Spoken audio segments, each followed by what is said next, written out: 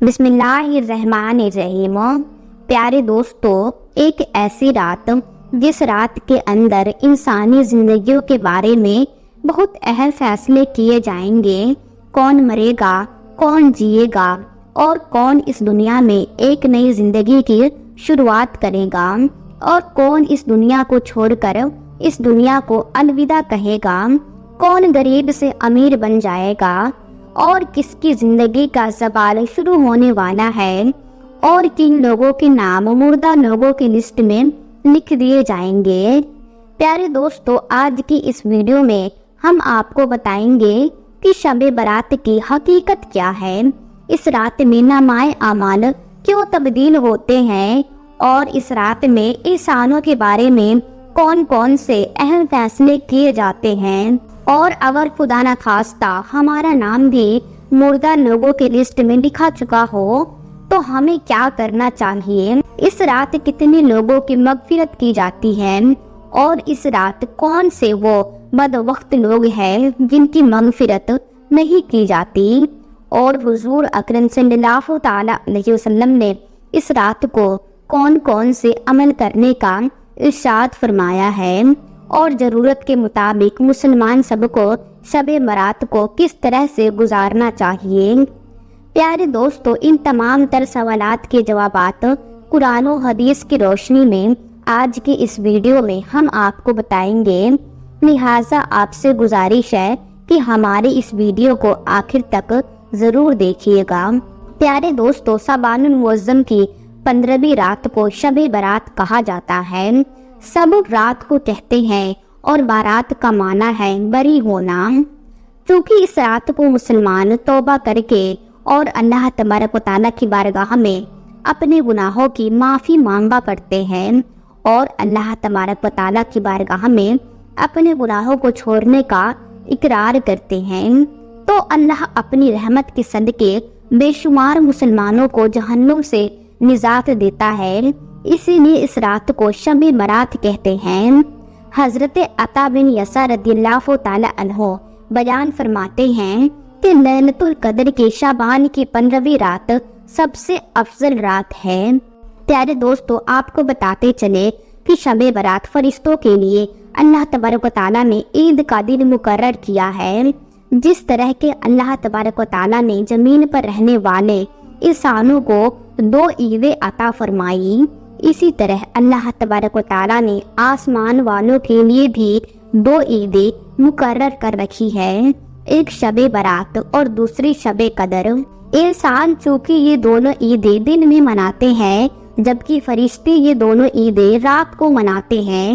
اللہ تبارک و تعالیٰ نے ان دونوں راتوں کو فرشتوں کے لیے عید اسی لیے مقرر کیا کیونکہ انسان رات کو سو جاتا ہے جبکہ فرشتے رات کو سوتے نہیں، وہ ہر وقت اللہ تبارک و تعالیٰ کی عبادت میں مصروف رہتے ہیں۔ پیارے دوستو، شب برات کے متعلق اللہ تبارک و تعالیٰ قرآن پاک میں ارشاد فرماتا ہے،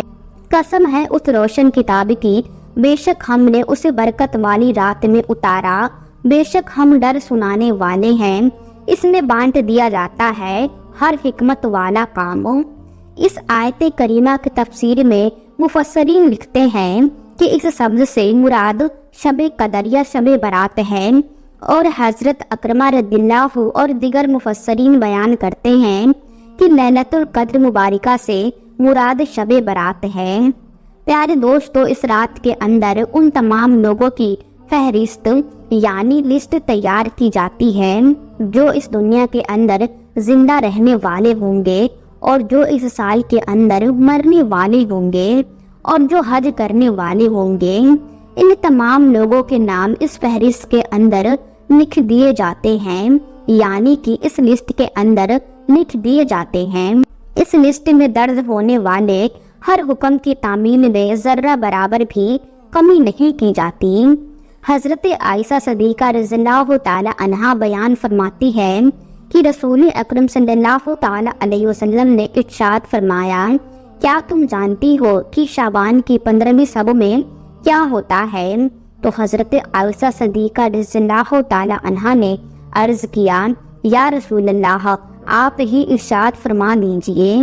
تو تو نبی کریم صلی اللہ تعالی علیہ وسلم نے ارشاد فرمایا کہ آئندہ سال میں جتنے بھی پیدا ہونے والے ہوتے ہیں وہ اس رات میں لکھ دیے جاتے ہیں، اور جتنے لوگ آئندہ سال میں مرنے والے ہوتے ہیں وہ بھی اس رات میں لکھ دیے جاتے ہیں، اور اس رات میں لوگوں کے سال بھر کے اعمال اٹھائے جاتے ہیں،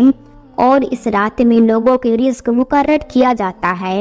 اور رزق اتارا جاتا ہے۔ حضرت عطا بن یسار رضی اللہ تعالی عنہ بیان فرماتے ہیں کہ شعبان کی 15ویں رات اللہ تبارک و تعالی ملک الموت کو ایک فہرست دے کر حکم فرماتا ہے کہ جن جن لوگوں کے نام اس فہرست یعنی لسٹ میں لکھے ہیں انہی روحوں کو آئندہ سال مقرر وقت پر یعنی طے کیے گئے وقت پر قبض کرنا۔ پیارے دوستو، اس رات میں لوگوں کی زندگی اور موت کا فیصلہ ہو چکا ہوتا ہے، جبکہ لوگوں کے حالات یہ ہوتے ہیں کہ وہ اپنی دنیا میں مگن ہوتے ہیں۔ کوئی اپنا بینک بیلنس بڑھانے کے چکر میں لگا ہوتا ہے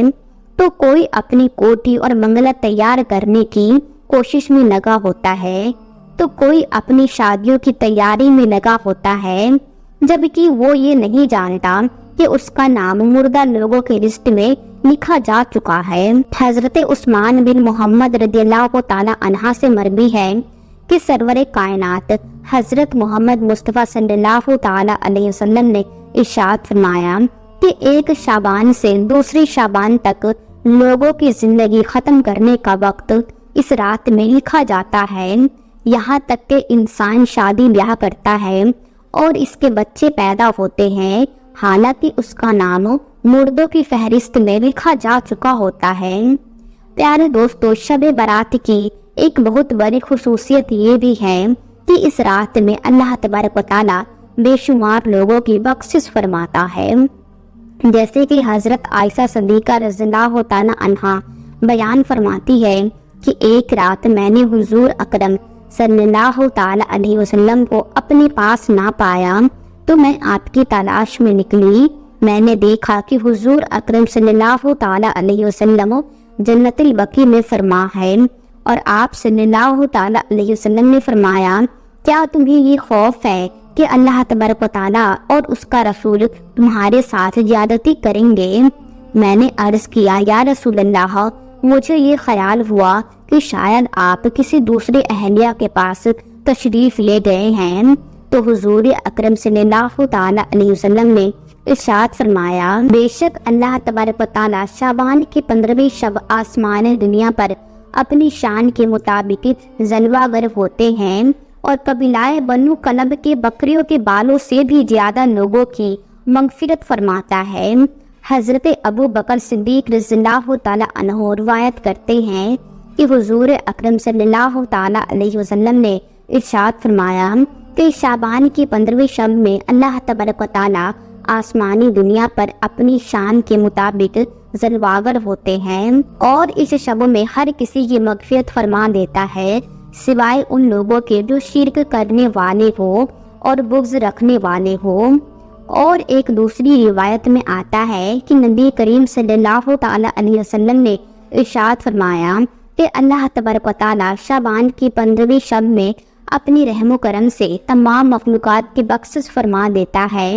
سوائے ان لوگوں کے جو شرک کرنے والا ہو اور کینہ رکھنے والا ہو۔ حضرت عبداللہ بن عمر بن عاص رضی اللہ تعالی عنہ سے روایت ہے کہ حضور اکرم صلی اللہ تعالی علیہ وسلم نے ارشاد فرمایا کہ شعبان کی 15ویں رات میں اللہ تبارک و تعالی اپنی رحمت سے 2 کے علاوہ سب لوگوں کی مدد فرما دیتا ہے،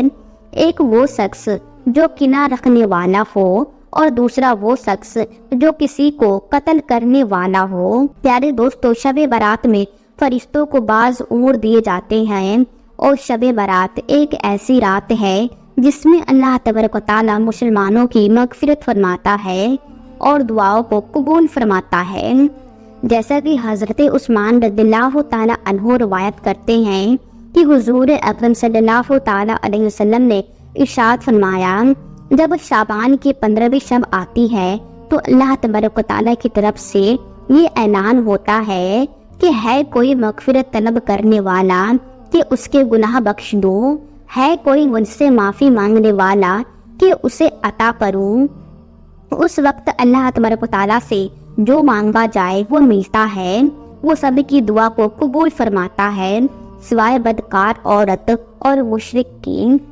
حضرت علی رضی اللہ تعالیٰ عنہ سے روایت ہے کہ غیب بتانے والے آقائے مولا حضرت محمد مصطفیٰ صلی اللہ تعالیٰ علیہ وسلم نے ارشاد فرمایا، جب شعبان کی 15ویں رات آتی ہے تو رات کو قیام کرو اور دن کو روزہ رکھو،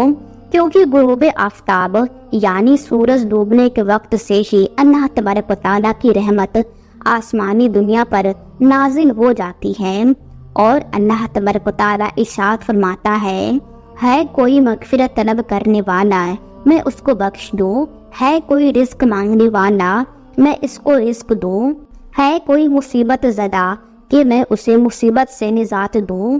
یہ اعلان سورج نکلنے کے وقت تک اللہ تبارک و تعالیٰ کی طرف سے ہوتا رہتا ہے۔ پیارے دوستو، حضور اکرم صلی اللہ تعالیٰ علیہ وسلم نے ارشاد فرمایا کہ شعبان میرا مہینہ ہے اور رمضان اللہ تبارک و تعالیٰ کا مہینہ ہے۔ روایت میں آتا ہے کہ حضور اکرم صلی اللہ تعالیٰ علیہ وسلم ماہ رمضان کے علاوہ شعبان المقرر میں سب سے زیادہ روزے رکھا کرتے اور اللہ تبارک و تعالیٰ کی عبادت کے لیے قبر بستہ ہو جاتے، اور حضور اکرم صلی اللہ تعالیٰ علیہ وسلم شعبان المبارک میں بہت زیادہ اللہ تبارک و تعالیٰ کی عبادت کیا کرتے اور صحابہ اکرام کو اس کی تلقین کیا کرتے۔ لیکن افسوس ہے کہ آج کے دور میں لوگ اس مقدس رات کو آتش بازی کی نذر کر دیتے ہیں۔ جس رات میں اللہ تبارک و تعالیٰ سے مغفرت طلب کرنی چاہیے، اس رات کو آج کے مسلمان فضول خرچی اور آتش بازی میں گزار دیتے ہیں، اور اللہ تبارک و تعالیٰ کو راضی کرنے کے بجائے الٹا ان گناہوں کے اندر مفتینہ ہو کر اللہ تبارک و تعالیٰ کی نافرمانیاں کرنے لگتے ہیں اور اللہ تبارک و تعالیٰ کو ناراض کر بیٹھتے ہیں۔ پیارے دوستو، اس رات کے اندر ہمیں کثرت سے اللہ تبارک و تعالیٰ کی عبادت کرنی چاہیے اور ہمیشہ کے لیے اپنے گناہوں سے توبہ کرنی چاہیے، کیونکہ ہو سکتا ہے کہ ہمارا نام بھی ان لوگوں کی فہرست میں لکھا جا چکا ہو جو اس سال مرنے والے ہیں۔ ہمیں چاہیے کہ ہم اپنے تمام گناہوں سے توبہ کریں اور اللہ تبارک و تعالیٰ کی بارگاہ میں اپنے گناہوں کی معافی طلب کریں۔ پیارے دوستو، شب برات کی رات کو اللہ تبارک و تعالیٰ کی بارگاہ میں گزارنا چاہیے اور شب داری کرنی چاہیے، جیسا کہ رسول اللہ صلی اللہ تعالیٰ علیہ وسلم خود بھی شب داری کرتے اور دوسروں کو بھی شب داری کرنے کی تلقین فرماتے اور اللہ تبارک و تعالیٰ کی عبادت کرنے کا حکم ارشاد فرماتے۔ اللہ تبارک و تعالیٰ سے دعا ہے کہ حضور پاک صلی اللہ تعالیٰ علیہ وسلم کے بتائے ہوئے راستے پر چلنے کی توفیق عطا فرمائے اور حضور صلی اللہ تعالیٰ علیہ وسلم کی محبت کے اندر جینا مرنا نصیب فرمائے، اور اس رات کے صدقے اللہ تبارک و تعالیٰ ہماری اور تمام مسلمانوں کو مغفرت فرمائے، آمین۔